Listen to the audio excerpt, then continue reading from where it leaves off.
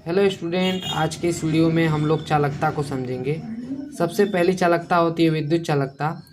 विद्युत चालकता को C से रिप्रेजेंट किया जाता है और ये प्रतिरोध का जो है व्युत्क्रम होता है। अगर इसके फॉर्मूले की मैं बात करूं तो इसका फॉर्मूला होता है C बराबर 1/R। इसका मतलब क्या है, इसको समझ लेते हैं कि विद्युत चालकता जो है वो प्रतिरोध का व्युत्क्रम होता है।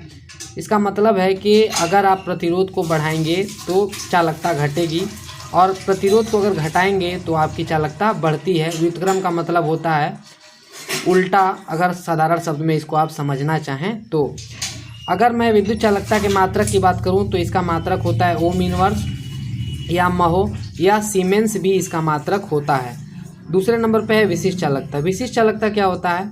विशिष्ट प्रतिरोध का व्युत्क्रम होता है। जैसे आप लोगों ने फिजिक्स में पढ़ा था प्रतिरोध, उसके बाद उसी में आपको ये भी बताया गया होगा विशिष्ट प्रतिरोध।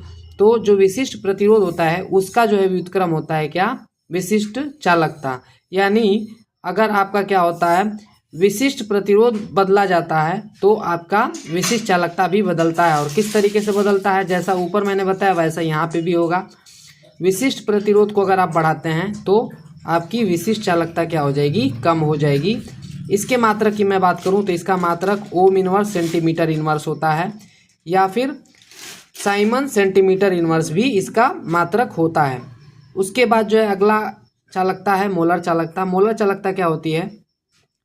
किसी विलयन में एक निश्चित आयतन में उपस्थित विद्युत अपघट्य के 1 मोल द्वारा उपलब्ध कराए गए आयनों की चालकता जो है मोलर चालकता कहलाती है। अभी ये क्या बता रहा है कि अगर आप लोग कोई एक विलयन तैयार करते हैं, उस विलयन के अंदर आपने 1 मोल क्या डाल रखा है? विद्युत अपघट्य डाल रखा है, तो उसके आयन जितनी चालकता प्रदान करेंगे उसी को मोलर चालकता कहेंगे। इसको लैम्डा m से प्रदर्शित किया जाता है। और अगर मैं इसके फॉर्मूले की बात करूं तो इसका फॉर्मूला होता है लैम्डा m बराबर कप्पा गुणा 1000/c। सी यहाँ पे क्या होता है? सांद्रता को बताता है। जनरली इसमें जो सांद्रता होती है वो मोलरता ली जाती है, इसलिए यहाँ पे m भी लिखा हुआ है। लेकिन आप ये बिल्कुल नहीं समझेंगे कि सिर्फ और सिर्फ मोलरता ही रखी जाएगी। यहाँ पे C का मतलब सांद्रता होता है, तो यहाँ पे C का मतलब सांद्रता ही आप समझेंगे। अगर मैं इसके मात्रक की बात करूँ तो इसका मात्रक जो होता है वो साइमन मीटर स्क्वायर प्रति मोल होता है या फिर साइमन सेंटीमीटर स्क्वायर प्रति मोल भी होता है। अगला है इसमें तुल्यांकी चालकता। तुल्यांकी चालकता क्या होता है? किसी विद्युत अपघट्य के एक तुल्यांक भार के चालकत्व को इसका तुल्यांकी चालकता कहते हैं।